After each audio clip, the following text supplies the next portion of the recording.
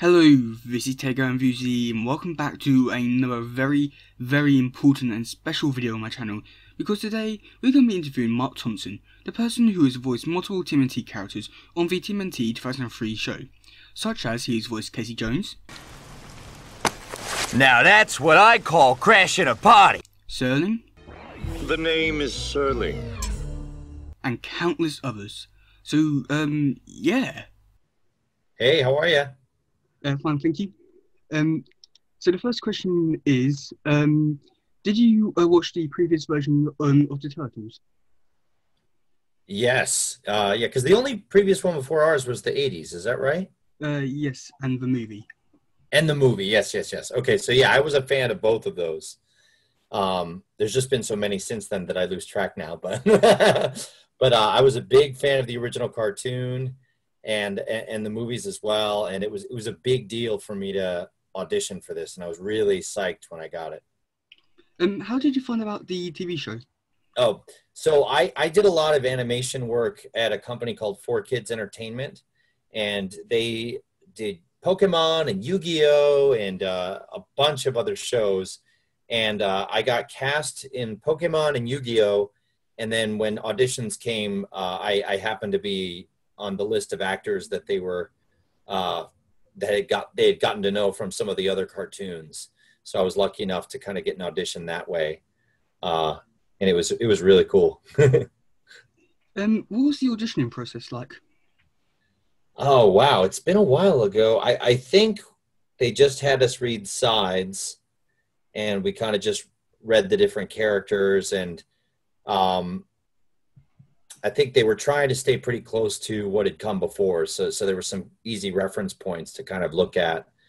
And we read it, and we had some callbacks, and I can't remember if we got to read together or not. I don't think I did, because I feel like I met everybody who was in it on the first day of recording. But the biggest thing I remember is just walking down the street and getting a phone call, and Carol, one of the producers, was letting me know that I got cast as Casey Jones. And I was like, no way, really? I was like really excited. It was because I grew up watching that cartoon. So I was more emotionally connected to Ninja Turtles than Pokemon and Yu-Gi-Oh! Because I didn't know those properties growing up. So it was fun to be on a cartoon that was on television for those shows. But Ninja Turtles was like the first one I got where this is something I grew up with, that I watched as a kid. So to get cast in that was a really, really big deal for me. Are the voices any different from your normal voices? Oh yeah, well, Casey's is he's like really heavily stereotypical New York, like, hey Turtles, let's bust some purple dragons' heads open. Come on, Raph. So he's much more exaggerated and loud and angry than I am. So And what was your favorite character to voice? I guess it would be a tie between Casey, just because he's so iconic.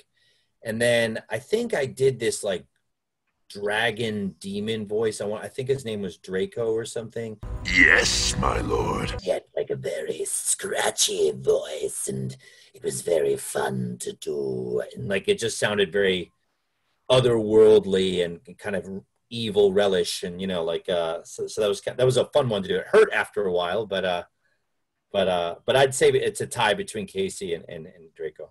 Was it difficult to get into the character? No, not really, because it was it just kind of felt fun, and it was it's kind of I'm originally from New York, and so I kind of have that accent in my wheelhouse. So so yeah, it wasn't too difficult. It was pretty fun. Can you still do the voices? Yeah. And I still do, not necessarily those specific voices, but I do a lot of voices that are very similar to that in some of the other cartoons I'm working on now, and the audiobooks and things like that. Did you audition for any other roles? Yeah, I did. I think I auditioned for all the Turtles. I auditioned for probably Hun. I auditioned for Shredder. Almost all the male roles, I think they allowed us to try out for. So most of the ones I at least tried to get a crack at, and got beat up by the other guys. Did you do any research for Casey Jones? A little bit, yeah. Like I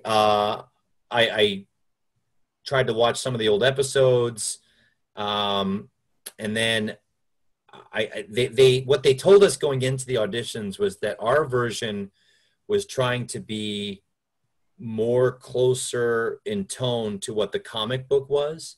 So I got a couple of issues of the original comic, and just I definitely noticed that it was a little more action adventure, a little more dark, as opposed to like the 80s kind of like cowabunga, dude, you know, like it was a little more lighthearted and humor, and we had that too, but the animation style was closer to what the comic book was, and the tone of the show felt more action adventure, and that was something I really liked.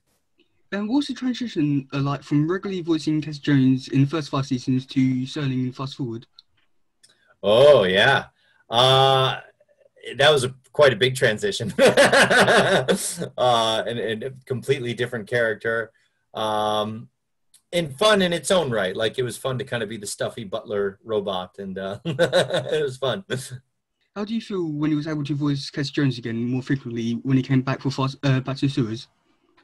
I like that. Like I liked I like being able to come back to Casey, and mainly for the nostalgia, because like I said, playing Casey Jones was iconic to me, and so it was fun to, you know, I was glad that we got to see him again, and it wasn't just, you know, time jump, see you later. Would you voice Casey Jones again if he was given the opportunity? Oh yeah, in a heartbeat. I would love to. I would really love to. I kept trying to weasel my way into some of the Nickelodeon stuff, but wasn't meant to be. How did you keep getting the roles? Was it about like they kept coming in to ask you to do this role? Do you audition for them?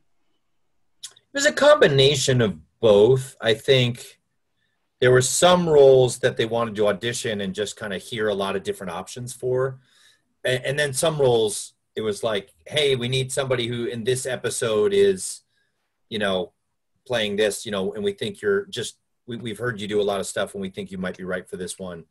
I don't remember which was which, but it was always a combination. Like there were some, I'd say some of the bigger roles they wanted to audition and kind of like, you know, hear a lot of different things. But if there was a character who was just going to be in a single episode or just a couple episodes, they might say, hey, you know, we know you can do this type of voice, so why don't you grab this one. So yes, wow, thank you so much, Marc Thompson, for doing this interview. This has really meant a lot to me, and I'm pretty sure it's meant a lot to you guys as well. And yeah, wow, it was just an honour to do this with this such amazing actor. And if you do want to show your respects and support towards this amazing actor, you can go and see his new work, which is a Star Wars audiobook called Thrawn Assassin's Chaos Rising, which just came out on audio. And yes, go listen to it, show your support and all of that good stuff. You're wondering when part 2 will be coming out? It'll be coming out Friday, and yes, it'll be coming out then. So again, I'd like to say thank you, Marc Thompson, for doing this. It is an honour to do it with you.